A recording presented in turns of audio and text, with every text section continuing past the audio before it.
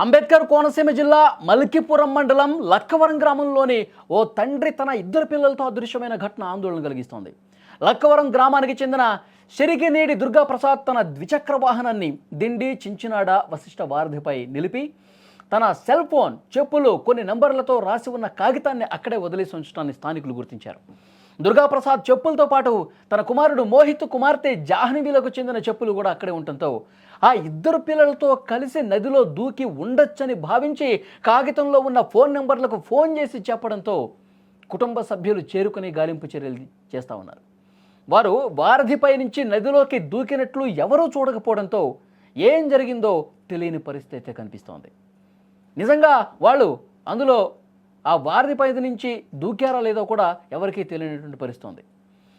దుర్గాప్రసాద్ కుటుంబ సభ్యులు తీవ్రమైనటువంటి ఆందోళనలో ఉన్నారు. భయాందోళన కలుగుతోంది. దుర్గాప్రసాద్ తన భార్య నాగవేణి పిల్లలతో కలిసి వారం రోజులుగా విశ్వేశ్వరాయపురంలోని మామ పెద్దకాపు ఇంట్లో ఉంటున్నట్టుగా చెప్తా ఉన్నారు.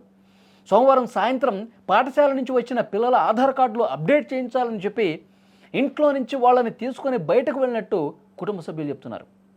ఈ ఘటనకు సంబంధించి ఎస్ఐ సురేష్ దుర్గాప్రసాద్ కుటుంబ సభ్యులతో మాట్లాడారు. ద్విచక్ర వాహనం ఉన్న వశిష్ఠ వారధిపై గాలించామన్నారు. కానీ ఇంకా కూడా పూర్తి స్థాయిలో సమాచారం రావాల్సి ఉంది. ఇంట్లో నుంచి పిల్లల్ని తీసుకెళ్లి ఆధార్ కార్డులు అప్డేట్ చేసుకుంటానని చెప్పి తీసుకెళ్లిన వాళ్ళు కనిపించకపోవడంతో ఆందోళన రెట్టింపైన పరిస్థితుంది. మళ్ళీ వారధి దగ్గర వెహికల్ కావచ్చు, చెప్పులు కావచ్చు, ఇవన్నీ కనపడేసరికి ఆందోళన కనిపిస్తోంది. వాళ్ళు నిజంగా ఏమైనా పైనుంచి దూకేశారా, తండ్రి తన ఇద్దరు పిల్లలతో దూకేశాడా, ఇవన్నీ కూడా అనుమానాలు రేకెత్తుతున్నటువంటి పరిస్థితుంది. పోలీసులు ఇంకా దర్యాప్తు చేస్తూ ఉన్నారు ఏం జరిగి ఉంటుందన్నది.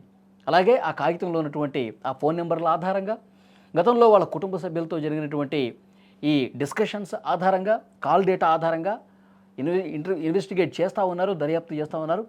పూర్తి స్థాయిలో సమాచారం రావడానికి మరికొంత సమయం పట్టే అవకాశం ఉన్నట్టుగా తెలుస్తుంది. కానీ కుటుంబ సభ్యులు రోదన అంతా ఇంత కాదు. ఒకసారి మీరు స్క్రీన్ మీద కూడా చూడొచ్చు.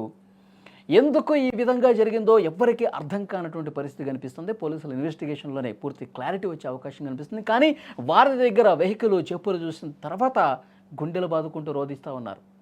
లేనిపోని అఘాయిత్యం ఏమైనా చేసుకున్నాడా, పిల్లలతో సహా ఈ విధంగా ఏమైనా జరిగిందా అని చెప్పి ఆందోళన రెట్టింపోతోంది. పోలీసులు మాత్రం ఇంకా క్లారిటీగా చెప్పట్లేదు. ఇన్వెస్టిగేట్ చేస్తున్నాం, పూర్తి స్థాయిలో సమాచారం వచ్చాక మీకు చెప్తామని కూడా కుటుంబ సభ్యులతో చెప్పిన